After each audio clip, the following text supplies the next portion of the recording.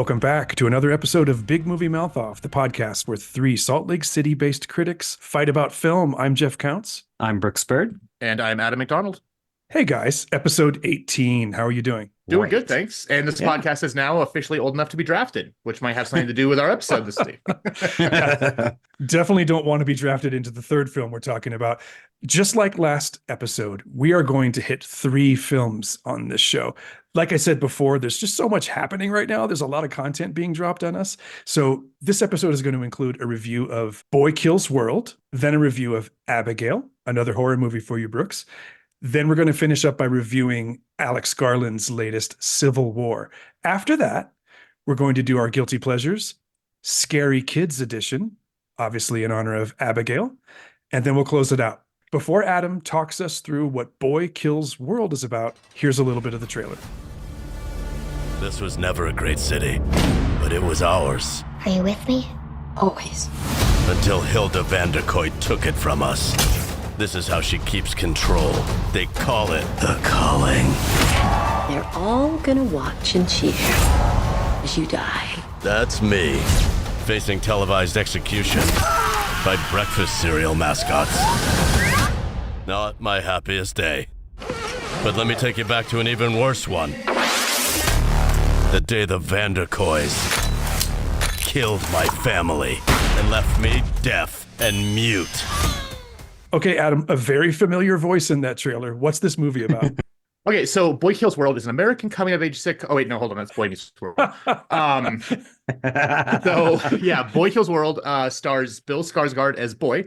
He's voiced by H. John Benjamin, who we know from Archer and a ton of really awesome TV series, shows and stuff. Anyways, he is trying to get revenge on Hilda Vanderkoy, who's played by Famke Janssen.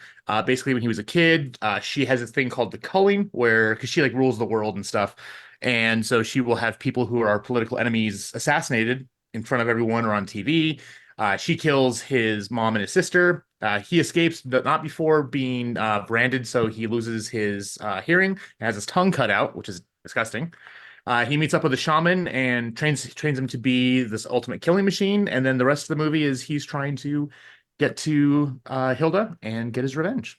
It's definitely a revenge tale for sure. Yes. It's not dissimilar. Yeah, it's not dissimilar to Monkey Man, Dev Patel's movie that we reviewed on the last show. This is what I wanted Monkey Man to be. Oh, as much as I like Monkey Man, I'm not going to retroactively hate on Monkey Man based on how I feel. No, I'm saying as much as I appreciate what Monkey Man is, this is what I wanted. I think I know what you're saying, Brooks. It's also interesting that both movies include a secondary villain played by Charlton Copley. I think that's fantastic. And even better in this one. Even better in this one. So Bill Skarsgård, if you're having a hard time keeping your Skarsgårds in line, which many people do. He's the hot one. He's Pennywise. Well, I'm not so sure people wouldn't agree about Alexander, but he's Pennywise. He's from It. Exactly. Yes. That's the Skarsgård we're talking about. The rest of the cast is also very strong. I mentioned Monkey Man for a reason, and I'm just going to start out by saying the following and let you guys pick it apart if you need to. One of the things that I said about Monkey Man was that it didn't do anything new, but it did everything really well. I'm going to say about Boy Kills World that it's even more egregiously derivative of films that precede it. Oh, yeah. It does everything better than all those movies. There's not a single surprise in the plot. There's not a single surprise in the action set pieces, except for how they're filmed. That style is very unique. But everything proceeds the way you think it's going to. You can lay out the entire script from minute one, but it literally does everything better. What do you think, Brooks? I didn't see the ending coming. Really? Twist. No. I don't know if it's because I watched it in 2 parts since I started it on the treadmill and then finished it later, but that surprises me because I was like, what's going on? Oh, so for me, I don't know. Even with like the Scream movies, I have a tendency to not try to pick apart and guess who it is because I know like in those movies, you'll never figure it out because it's whoever they want it to be and you can't change it. So I wasn't expecting a twist. So maybe that also was where I was like, oh, okay. And I think it also matters how absorbed you are in the movie. So, yes. For instance, there's a lot of things like watching the first Omen, I guess the twist 5 minutes in, but I wasn't as completely drawn into it. And it took some time for that one to grow on me. And, think better of it than I did when I walked out. So I think that's part of it, is if you're just like in rapture with what's going on, you're not, like you said, Brooks, thinking and trying to figure it out, because Mhm. you're just enjoying the ride. So, Yeah, I just was jaw on the floor for almost 2 hours. The fight scenes are really fun and very stylish. I mentioned when we talked about Monkey Man that the thing that movie got right as a way of distinguishing itself was making India a character and making that cultural setting a character. I think what this movie does that sets it apart is the whole voiceover concept. Oh yeah. Making his inner voice audible to us was a stroke of genius. Obviously, hiring H. John Benjamin, the voice of Bob from Bob's Burgers, to do that brings a lot of comfort to those of us that love that show. That's a voice that we all love. So I thought that novelty really worked. Adam? so one of the things is Bill Skarsgård is mute, the boy. So I didn't realize that he didn't have a voice at first. I remember I saw the trailer. I thought the voiceover was just kind of like interacting with the trailer. But yeah, the moment it starts coming on, you're like, that's H. John Benjamin. Like, what? And then it was like, it just became this awesome, I don't want to say running gag, but it fit the character so well, because you've got this guy and he just kicks butt wherever he goes. He can fly through the air better than the people in the Matrix can. And It's true. his inner monologue voice is from like a Street Fighter game. Like, it'd be like if my inner voice was Mortal Kombat, right? It's like, it worked perfectly for what he was trying to do, because it got to have those over the top funny moments while he was able to focus as an actor on doing the actual action and moving around and being physical. So I think it was awesome because it let him do more stuff as an actor while still having that same running dialogue and the jokes and everything else, without him having to worry about doing both at the same time. This movie embraces video games in a very specific way. There's a game that's sort of at the center of the story of how the boy became the boy. And the movie, I think, plays in the primary color world that video games often do. And I think it works for this. Embracing, though, is something that you have to do with good faith from the beginning. And I think that there's going to be a devil's advocate opinion out there in the critic world about this movie being a little bit loose in terms of plot. Certainly, people are going to find fault with the derivative nature of the story that I mentioned earlier. And I said that, though, because it's the first half of a point I was trying to make. Yes, it's derivative, but they do everything better. I'm not sure that the world agrees with me on that second part. So, Brooks, what's the answer? Well, it makes me think that they've never seen any of those movies before. Like, anyone who's ever seen a kung fu movie, that's usually what the whole plot is. It's A to B. Something happens, they need to get revenge. Even Kill Bill, which this takes a lot of liberty from, which good, at least it's picking from good things and then doing its own thing at the same time. So I don't know what they are expecting as far as the plot goes. And there's a subplot involving his sister that I loved. Yeah. And it could have gone so bad so quickly.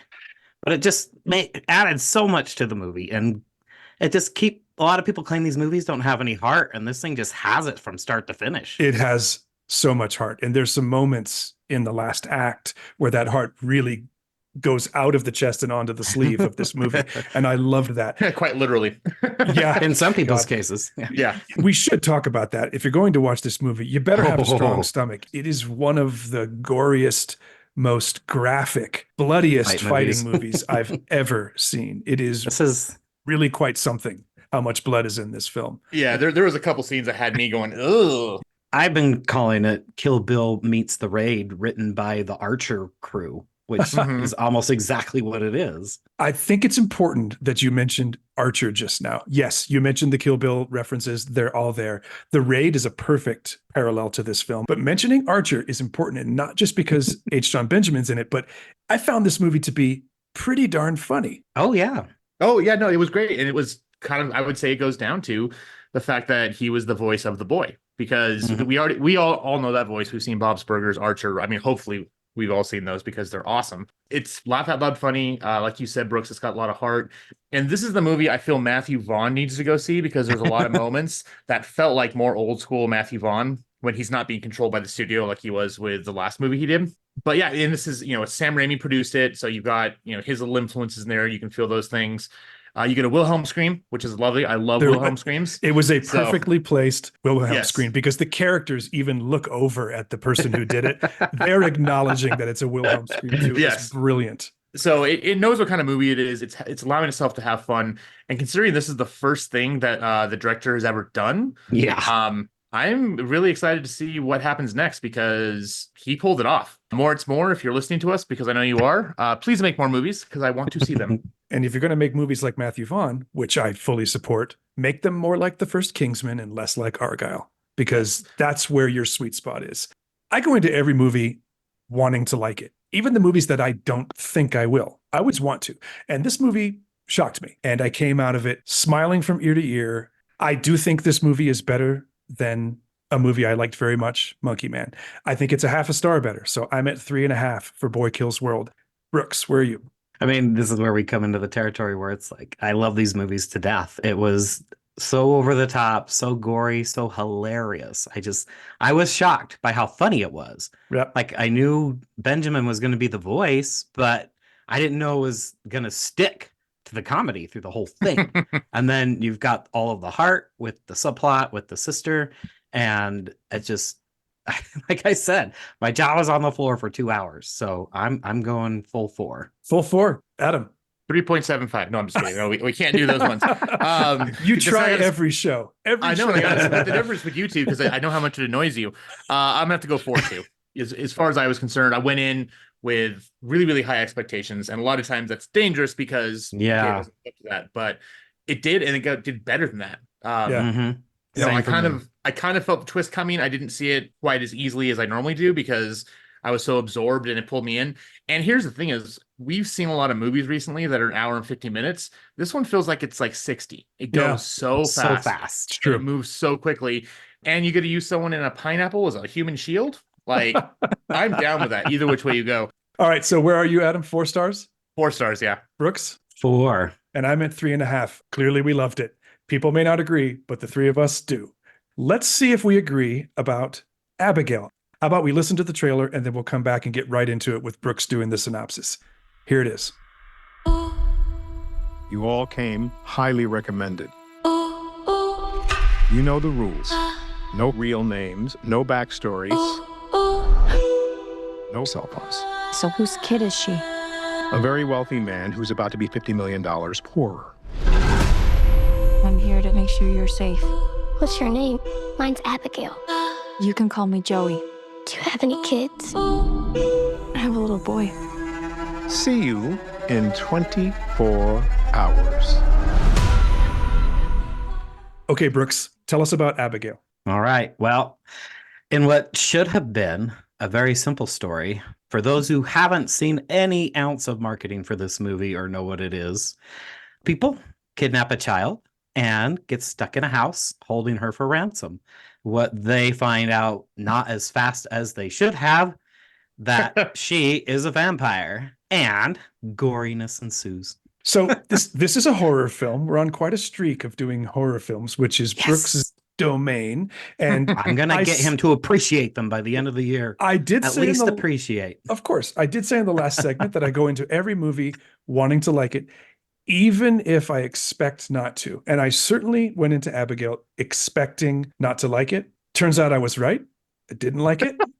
But Spoiler alert. yeah, spoiler alert, exactly. That's probably the least surprising thing that we'll say on the show. But I thought that it was very clunkily scripted and probably 20 minutes longer than it needed to be and not really all that scary. And I have to say, for the record, between Godzilla X Kong and this, I don't know what's going on with Dan Stevens. If he like owes a casino a bunch of money, or if he got arrested, or something, yeah, he got arrested. He's been and so has to- miscast. if he has to do some community service or something, but he seems like he's paying off a debt, and miscast is the least of it. I just don't think we're getting his best work right now, and it's disappointing. I liked it by the end of the movie. He was great at the end, but Brooks. it takes a really long time to get there. Brooks, there was Along with nothing in everything this else movie in this that was movie. great at the end. Not one So- part of it. I was rooting so hard for Dan Stevens because I love him. Everything he's done, I've had fun with. Even in Godzilla X Kong, when it wasn't his best work, he was having so much fun. Here's the thing is, we know he's going to be the bad guy. That's just how it's set up. And I'm not a prude by any way, shape, or form, but the fact that he drops the F-bomb every 2 seconds, it's like a little kid learning it and doesn't know how to swear.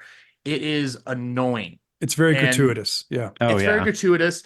And here's the thing is, if you want to go back and see how it's done properly, go watch The Departed and see what Mark Wahlberg does with it because he uses the F word like a paintbrush and it fits. So Dan Stevens, please do something else. We were talking off mic and maybe Brooks or Counts, you were like, maybe he owes someone a debt or a casino or something like that. But like, No, I said that on mic. oh, you said on my, okay, that cool. was- Well, I didn't know if we were going to cut that No, part we're going out. to keep that. No, we're going to keep Okay. it. We're keeping. We're keeping That that we're in. keeping, so you Yep. can make me sound like an idiot. But I will say I really did enjoy Melissa Barry as Joey. I think she was one note, but she was kind of fun. But I will definitely say Alicia Weir's Abigail. I just loved her. Oh, I love how she was going from the innocent little girl to the monster to this, smart aleck type person. Back and forth. Oh yeah, and on the drop of a hat. So I want to see what she does next. Brooks, we haven't let you say a single word, and this is your realm. I know I'm going to be completely baffled and enraged by your stars when we get there, Probably but but tell me what you thought of this. If I could split the movie in half, I'd give it 4 stars, honestly. Which if half I could gets cut, 4? If I could cut the first 50 minutes of this movie out, holy cow, does this take so long to go anywhere that you already know it's going? That's the problem, is all the marketing has shoved her vampire character down our throats, so we know, and that's what we came for, most of us. And we're waiting for it, but the wait is long and tedious and boring, and none of these characters are empathetic for a second. They're all obviously horrible people based on why they were hired to even partake of this. I mean, they're kidnapping a 12-year-old. Come on. Right. That's what they think. So, Yeah. Once it finally kicks into the vampire aspect of it, and Alicia Weir finally gets to shed her Matilda skin and just go crazy on all of them, that's when I finally was having a good time. However, the end of the movie gets so convoluted that it started to pull me out of it. Yep. And I was like, this is the most unnecessary plot twisting I have seen in a horror movie in so long, if ever. I'm like, this doesn't need to be here. None of it. It does sort of fold back on itself, doesn't it? And Yeah. it doesn't help the story at all. I agree with both of you about Alicia. I think she's really good. She's pretty scary and she's effective in this character. There's not nearly enough of her. Even when she's unleashed, you don't get nearly enough of her. There are long There's stretches. less than you'd think. Yeah, there are long stretches where the other characters are standing around trying to drop one-liners on each other and failing miserably that I thought, where's Abigail? Why is she not in the same room? They're in a locked house. Everything is self-contained. All the pieces you need for this story are right there. You don't have to wait for anything to come. It's all there. There's no clock. And we know what's going to There's no- happen. there's no clock that you have to wait for. There's no distance that has to be walked. Everybody's there. But there are such long stretches where she's not in the same room as them. She's not dealing with them as her victims, right? And I thought that was a real flaw. I think if there had been more of her, less of Dan Stevens, as much as we love him, and honestly, less of all of the other characters, I think this movie would have been a lot better. And I would have been surprised by how much I was willing to go for the ride. But the ingredients just don't get applied in the right levels. So I have a thought about surprise. So I agree with you 100%, Brooks. If this movie, the first half was cut in half, so maybe a quarter of the movie was taken out, Or it cut would have been out. a lot better. Yes. Just, yeah. But how cool would this have been then? We have no information about the movie other than that. So they kidnap her, they go to this house, they learn who her father is, and they start talking about this enforcer, and they think maybe she had a tracker on her because, things go bump in the night and people start disappearing, like their heads fall off. And then you actually get to the scene where she pulls her hands out of the handcuffs and goes vampire crazy. And that was the first time you knew anything about there being a vampire in this movie. That would have been, for me, a lot more effective than going in expecting it and then waiting an hour. It was like going in watching the last Ghostbusters and not seeing the bad guy to the last 20 minutes of the movie. I think it would have been a much more, in my opinion, successful movie for me if I could have gone in 100% blind. And that's why I'm telling people it's fun, but go in not knowing anything. Don't even look at trailers. Don't even look at the poster. Just go in blind and you will have a lot more fun with it. Brooks, did this movie make a trailer mistake? Did they give away too much?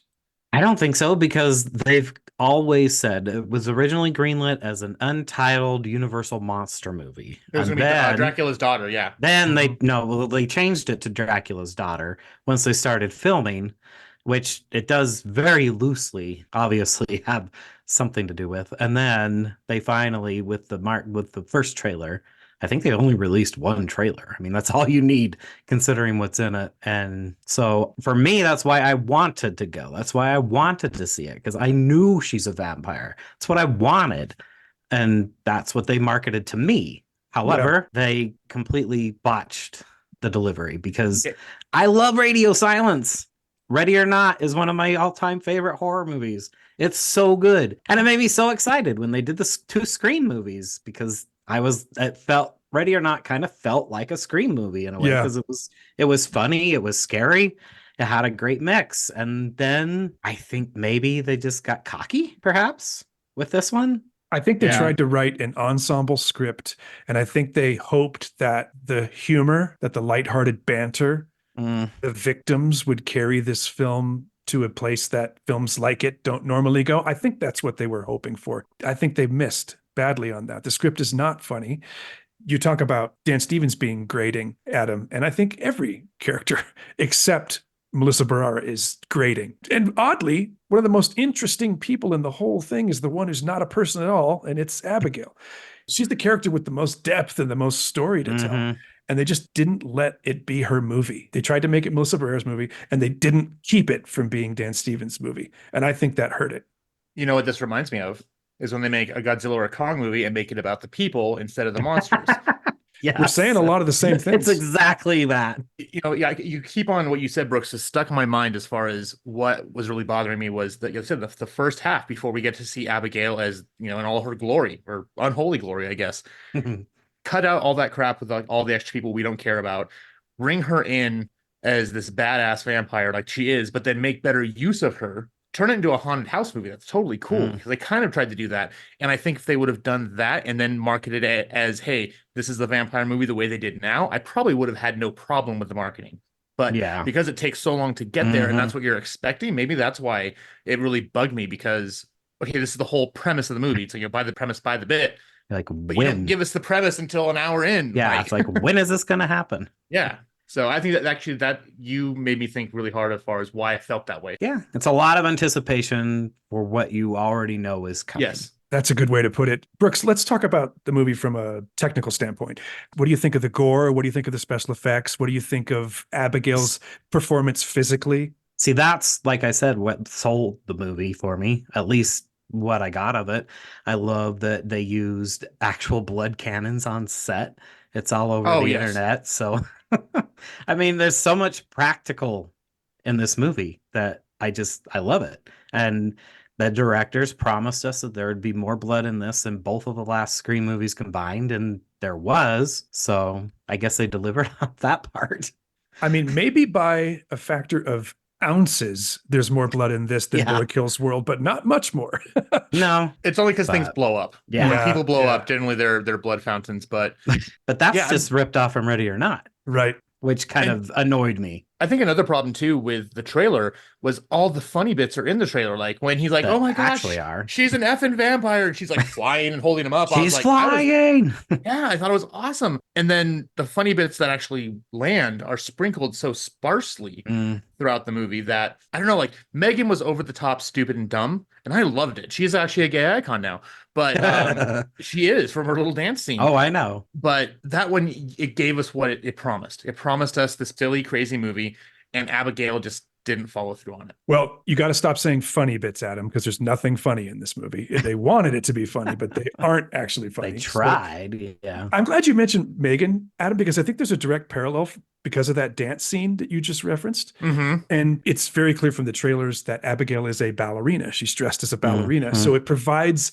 the filmmakers a lot of opportunity for creepy little pirouettes and dance things. Did that work, or was it too much, or how'd you feel about that? It worked for me. Like that was some of the parts I like when she's like dancing with the dead bodies and stuff. Yeah. Like, that's which is also in the trailer. Yeah. And so again, there's nothing surprising here, nothing new under the sun. But yeah, that was a big part of it. Because ballerinas themselves can just be kind of creepy. I always think of Black Swan whenever I see a ballerina. So, having this little sweet innocent girl dancing with a dead body covered in blood is just such diametrically opposed ideas. For me, that worked really, really well. But I don't know. All I can say is that I hope the people who make this movie listen to us, because I'm sure they're going to make a sequel. They leave it open. It's not making very much money. Yeah, but I don't know how much they would have spent making it, though. That's the only thing. They spent 30 is what I think I saw, and it's opening at 10. That had to have been just for renting that house because they don't move. It's one I set. know. No.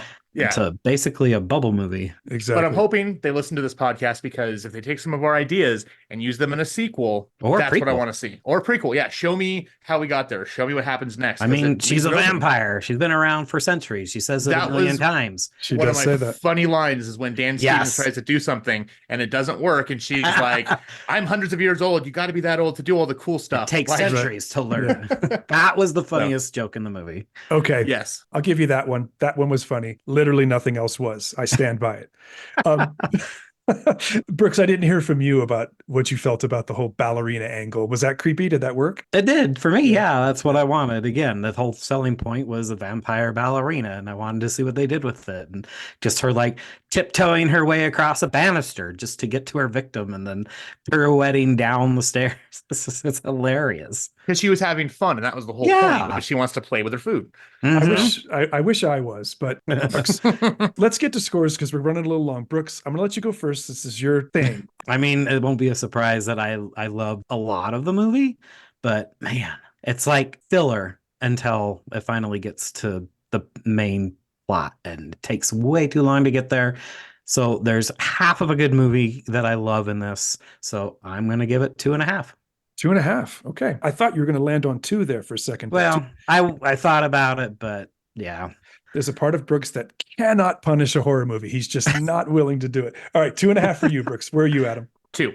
So, Brooks, you told us in our group chat you're going to start at 3 and see where you go. I was starting at 1.5 and saw where I was going to go. And your enthusiasm for the second half was infectious. I will say that. So that's where that extra half star came from. But I want them to learn from their mistakes and make a different movie that actually gives us what they tell us they're going to. I don't know what I wish this movie was. It's not my thing, but I liked hearing what you two wish this movie was. And if this movie was that, I'd probably be right there with you. It's not that. Just like Boy Kills World, it does everything we've seen before, but instead of doing it all better than everybody else, it does everything worse.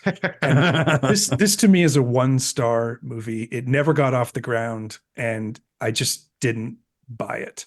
So 1 star for me. Brooks? 2.5. Adam? 2 stars. Okay, we're going to go in a very different direction with the next film, Alex Garland's Civil War. Before we do, let's take a little break. We'll be right back.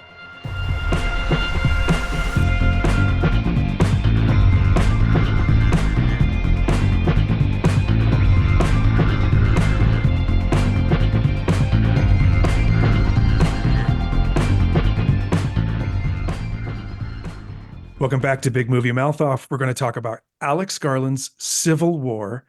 Before we do, let's listen to a little bit of the trailer. 19 states have seceded. The United States Army ramps up activity. The White House issued warnings to the Western forces as well as the Florida Alliance. The three-term president assures the uprising will be dealt with swiftly. Let me know if you want to try anything on. Are you guys aware there's like a pretty huge civil war going on all across America? We just try to stay out. With what we see on the news, seems like it's for the best. Okay, Adam, tell us about this one. So this might possibly be the near future. Who knows how things are going? But Texas and California have seceded from the Union. There's basically, again, a civil war going on. And this tracks kind of as it's starting to wrap up. We have a group of photojournalists led by Kirsten Dunst as Lee Smith. And they're on a road trip with a newbie to get from New York down to Washington, D.C. to hopefully interview the president, played by Nick Offerman, before something happens and either one side wins or loses or whatever else. And I would say wackiness ensues on the way over there, but this isn't a feel-good movie, so I don't think wackiness is probably the right word. There's a surprising amount of comedy in it, though. There is some, there are you some need laughs that. for sure. Yes. But it's gallows humor, and I think that's appropriate to this film. It's my favorite. mentioned that Abigail wanted to be an ensemble cast film. This one is an ensemble cast film, and I didn't know I was getting that from the trailer. So that was a surprise, a nice surprise, because I think the acting is really good, and obviously Alex Garland is a first-rate director. I think this movie is playing with fire in lots of ways. I think some of the themes, some of the imagery, some of the choices he makes about when to be vague about politics are going to make this movie very much talked about and very much disagreed about, because I think there are two directions to go basically with everything in American life right now.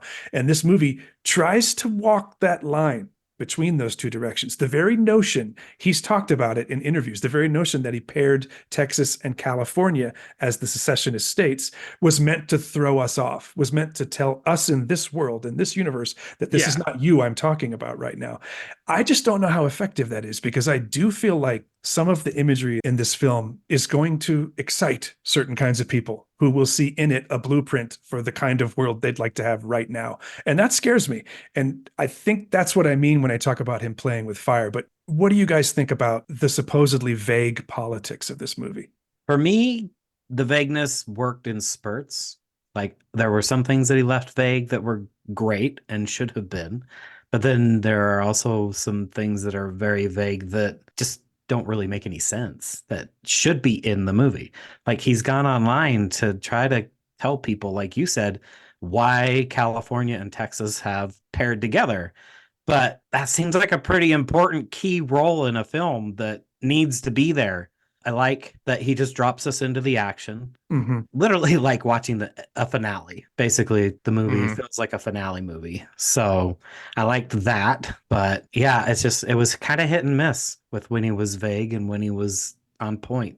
And see, I actually enjoyed the fact that they never told us really what started it, because, yeah, the most diametrically opposed states in America joined forces because of something that was so horrible. That's what makes you wonder, what is it? And I think that does help with some of the apolitical stance on it. And yes, you can definitely read it and see some politics if you want to. Of course. But we've got a president who is now served 3 terms, Nick Offerman, which, unless they change the Constitution, we know doesn't work. And he's disbanded the FBI. And, you know, again, that's where some of the politics we can see does take a side and does kind of reflect what we see in our current, you know, political situation. But yeah, I think it's kind of like in the movie Signs, they shouldn't have showed us the alien. I think that's how I kind of feel about with they're not explaining where this is coming from, because in the long run, it doesn't matter. What matters is the journalist trying to get to Washington, D.C. and going through just so much horrible stuff. Like, we've seen the trailer where they run into Jesse Plemons, who is a soldier, and he pulls a gun on them, and they're like, wait, we're Americans. And he's like, well, what kind of American? And, you know, in a situation where if the country ever did turn into a civil war, that's kind of what I could see playing out in real life. So that was what was important. The reason why we got there wasn't, unless it was, you know, turned into a thing at the end, like, hey, this is why we're doing it. It's not like the movie Fallout or the TV series Fallout we just came out with. There was a point behind who dropped the bombs. This one, it didn't matter. It mattered was how it all ended and where we got there. That Jesse Plemons moment, you're right, Adam, is important. It's one of the most chilling sequences in the entire 2 hours. He is so good in that moment. But that, I think, sells what's best about this movie. What works best about this movie are the small moments, the moments where you're just dealing with individual people, and that ensemble that I talked about before. That's when it's best. Kirsten Dunst is great in this, and her character is a powerhouse. She's the heart and soul of everything in this film, which leads me to what I think the biggest flaw is. I don't think that the ambiguous politics were a flaw. I agree with you, Brooks, that they were not always effective, but I don't think they were a big flaw in the movie, because I understand what he was trying to do. What does fall apart in this movie is the final act, which, as you and I have said many times, Adam, devolves into a mid-game level of Call of Duty. Yep. It feels video gamey in a way that worked for Boy Kills World, but does not work in this setting, because it's just military porn. It's not moving the story in any meaningful direction. And I feel like once that starts, the treatment of Lee's character, Kirsten Dunst's character, falls completely out of the bounds that have been set up with her up to that point. I don't think she gets the ending she deserves. Now, I'm not talking about more or less dignity. You don't get dignified endings in war. I understand that. But she does things and lets things happen that don't track at all with what we've been taught about her in the first 2 acts. I think there's a lot of lines of dialogue and character interaction that happen throughout the movie. It's not that she deserved how it ended, but you definitely saw it coming from a mile away, if you're at least paying attention. Because there's so many little lines of dialogue that I knew exactly what was going to happen at the end. Yeah, there were lanterns hung in the first act that, you know, have to be extinguished in the third act. It's like the gun rule in a play, Yeah, we check out the gun. we knew that was going to happen, but I just didn't feel like the way Garland got us there tracked with her character. I mean, Adam, did you feel like she was consistent throughout? She was consistent throughout until that last moment. It was literally just that end. Literally the last 5 minutes of the movie is what is, we talked about the last 2 minutes. Well, we didn't talk about it on here, but in person, the last 2 minutes of Challengers, it was the same thing. Like they just couldn't stick that landing. And it is detrimental to the film because that part aside, like then when the credits start rolling, there's a photograph that's being developed in the background. Perfect. Great. I couldn't have asked for a better, it wasn't even a mid-credit scene. It was a credit scene. Yeah. But yeah, the decisions they made and they allowed her character to make in those last moments of the film do not line up with how she was for the whole 2 hours previously, does not line up how she's reacted before and things that she said and done. And it just felt like a waste. Like this is an important person who's being she's a mentor to a new journalist who's kind of up and coming, and they didn't let her have her due. And I think that's just a disservice to not just to the movie, but to the character and the actress. Before we go to scores, I want to bring up one of the common critiques I'm seeing in our world about this film, and it's that if the journalists are the real center of the story, then the depiction of them is disappointing because they come across as very cold, very calculating, only interested in getting the scoop or the great shot. And references are made to the fact that they're literally taking photographs of dying people. I heard Alex Garland in an interview face down that exact question, and his response was, and I'm paraphrasing, so forgive me, Alex, but something along the lines of, first of all, that's what war photographers do. And also, the camera is kind of a shield. It gives you a little distance from this horrible thing that's happening in front of you so that you can document it without going crazy, right? I mean, what do you guys think about that critique? And do you think Alex's point tracks with the way he made the movie? It makes sense to me because it's also parallel to a movie. So it's like it's the same thing. We're watching a movie, so we have that disassociation where we know it's not real. Whether we think that it's going to maybe possibly be the future is one thing or the other, and that could be scary. But the fact that you're watching a movie, kind of keeps you in a safer place. So it's kind of the same thing. Yeah, and we just saw like last year with 20 Days of Mariupol, the documentary that I think we all loved. Oh yeah. Yeah, that's what those people are there. They're there to share a story. And yeah, they're just as in much danger as everyone else. Like, yeah, sure, they got the vests that say, press on them, but that doesn't mean anything in a war. Like, you can still get just as easily shot, and a lot of, war reporters do die. So yeah, there has to be, I look at it like what a doctor has to tell someone that their loved one passed away. And we see it in the movie, the first time we see someone get killed with a new photographer, like she loses it. Like she gets that shell shock look. And by the end, it's like, okay, we've seen this 100 times now. And I think you have to, much as how the movie compartmentalizes what they're doing so we can watch the movie and kind of get that feeling of, okay, this is just a movie. I think the characters, and maybe in real life too, I don't know, war photographers have to do that to keep their sanity. Because if you're running into a death zone every single day, taking pictures of people being brutally murdered, I mean, how do you go home and go to sleep at night unless you do that? I agree with both of you. And I am going to ask one more question. I do want to ask the hardest question of both of you. And it's this. Do you think that Alex Garland has put something into the world that people will like a little too much for the wrong reasons? Does that worry you? And the reason I ask the question is because it definitely worries me. I don't think he shouldn't have made the film. I'm super glad he did. But I do worry that people will get something out of it that is unintentionally bad. My thought process on that is that I think that the people we would be worried about won't see it. Really? I don't think they will. It's not marketed to them. It's an A24 movie. It's a movie that just automatically stands out, and it's Alex Garland. Let me be clear. I'm talking about people on the fringes in both directions, not just one, because he very carefully made it possible that the fringes in both directions could find something to love for the wrong reasons. Adam, what's your take on it? This comes up a lot when we talk about movies that could be influencing the wrong people. I mean, they talked about it with Natural Born Killers, which was actually Oliver Stone's way of, criticizing the hyper-violent culture that was around there. So I think whenever you have a movie like this or anything else, there's always that worry. at the same time, Brooks, like you said, I don't think they're going to be the people to go see it. And I think in the long run, we have to look back and be like, hey, if someone makes a bad decision based off seeing a movie, it's still their decision. And they probably were going to go do something stupid anyways.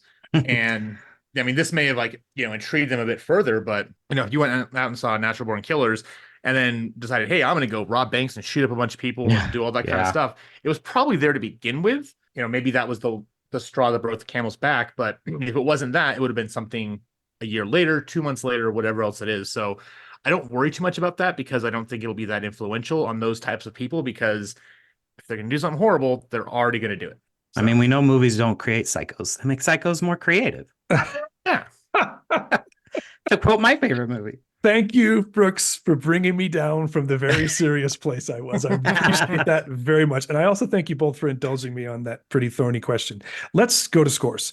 I'm going to go last. Adam, you go first. Oh, this one was so hard because I feel it's one that people should see just because this could very well happen. My partner Clark said it best. He's like, it was a really good movie, but I don't think I liked it. Yeah. And I think that sums up how you should feel coming out of this film. I'm actually going to go with 3 stars. I would have gone a little bit higher, but that third act, and the more I thought about it, the more I dwell on it, and the more I realize it was completely out of tone in the movie, and just didn't make sense. Now, we didn't mention the sound effects though. Yeah, much as counts, you've said that scores can do work in a movie.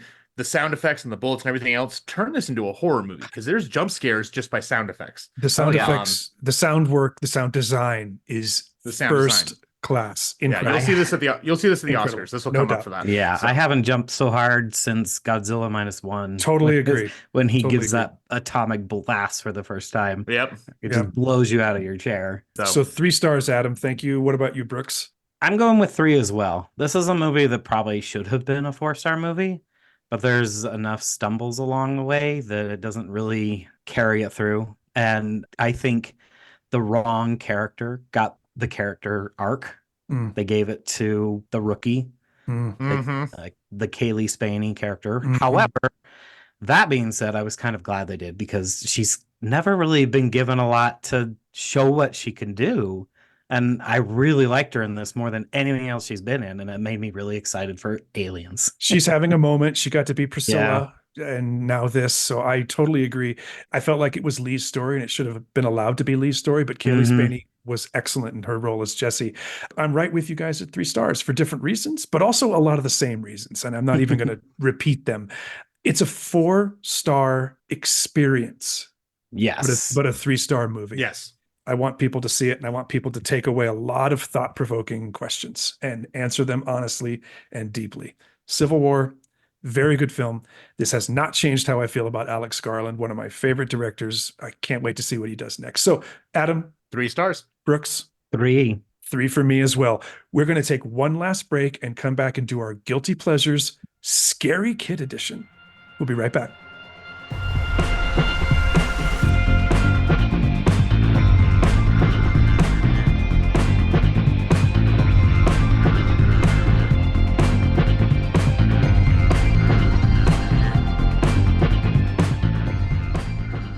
Welcome back for the last segment on episode 18 of Big Movie Mouth Off. I'm Jeff Counts. I'm Brooks Bird. And I'm Adam McDonald.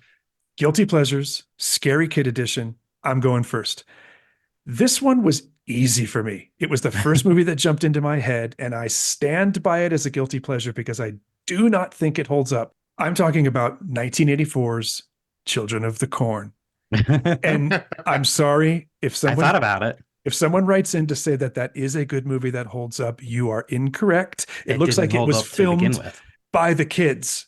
It doesn't work anymore. And I like it. There's any number of, well, me too. It's why it's not as a good movie. No, there's 2 kids I could have chosen: the redheaded Malachi or the little kid with the preacher hat, Isaac. I'm going to go with Isaac because he is incredibly scary in that movie. That movie frightened the heck out of me when I saw it. I don't know, early teens when it first came out. And it really scared me mostly because of that Isaac character. Adam, yours. So mine is, and you have to go with the R-rated version, not the unrated version of Rob Zombie's first Halloween. Oh, I've never seen it. Don't. It's not good. No, it's another half of a good movie. The remake half is the good part. Yeah, and the second movie is even worse. I can't even justify that one. But the little kid who plays young Michael Myers is just, he's still creepy as an adult. Like I was saying, like, I looked him up and I was like, oh my God, like this kid, like I would not want to hang out with him as a 30-year-old. But he has this way of just staying so detached as he's murdering people as a kid. And in the original Halloween, you only get to see him for 2 seconds. You know, you got to see him, they pull the mask off and he's sitting there with the knife in his hand. But this one kind of gives him more of a backstory. And then of course you have the jump, you know, what's that, 15 years in the future to show when he comes back as an adult. But yeah, the kid's really, really creepy. He still looks really, really creepy. And it's not a good movie, but I do enjoy the R-rated version. The unrated one has some sexual violence that doesn't need to be there, and it's not appropriate and shouldn't have been there in the first place. So Leave it to Rob Zombie. Of course. Brooks, what's yours? Mine is from Mexico from 2012, and I'd heard a lot about it and forgot about it. And then it popped up in some lists again, and I was like, oh yeah, I need to watch that. And it was on one of the streaming services, but it's from 2012. I think, did I already say that? You did. Anyway, so it's Here Comes the Devil. Oh, So yes. I have not seen that. Is it terrible? Oh, it's not terrible, but it is not widely acclaimed. A lot of people have a lot of issues with this movie, but I didn't care. What's the kid in it? Well, there's two. So a couple's kids get lost in Tijuana, and the next day they find them, and slowly the mom starts to be convinced that something is wrong, and she's right. But I'm not going to tell you what. We're getting so much horror content onto the show right now, Brooks. You must just be so happy. Between reviews and guilty pleasures, we're doing a lot of it right now. So my guilty pleasure, Scary Kid edition, is Isaac from 1984's Children of the Corn. Adam? It is Michael Myers from Rob Zombie's first Halloween R-rated cut. Brooks? Here Comes the Devil. All right. Well, I want to thank everyone for sticking with us on this show. We had a lot to get through, a lot to talk about. Thank you guys for indulging me on all those questions and flights of fancy.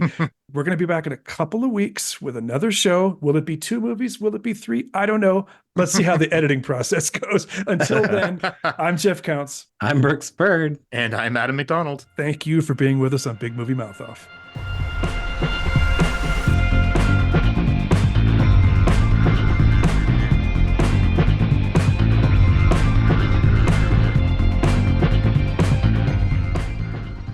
Big Movie Mouth Off was produced and edited by me, Jeff Counts, and co-hosted by Adam McDonald and Brooks Bird. Our theme music is written by Brian Z. Richards, and this show is dedicated to the memory of our founders, Jeff Michael Weiss, and my partner in crime for over 5 years, the incomparable Jimmy Martin.